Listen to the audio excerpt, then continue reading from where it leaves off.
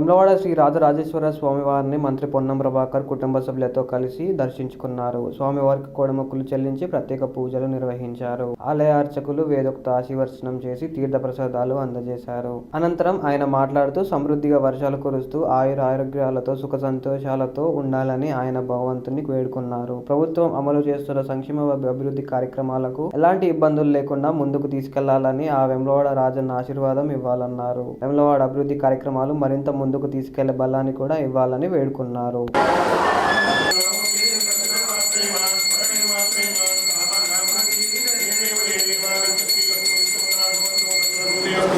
సమస్త సన్మంగళాని భవంతు. నీరాజనం ఓం గజగణాయ నమః, ఓం లంబోదరాయ నమః, ఓం వికటాయ నమః, ఓం విఘ్నరాజాయ నమః, ఓం గణాధిపాయ నమః, ఓం ధూమకేతవే నమః, ఓం గణాధ్యక్షాయ నమః, ఓం బాలచంద్రాయ నమః, ఓం గజాననాయ నమః, ఓం వక్రతుండాయ నమః, ఓం శూర్పకర్ణాయ నమః, ఓం ఏదండాయ నమః, ఓం స్కందపూర్వజాయ నమః, ఓం శ్రీమన్మహాగణాధిపాయ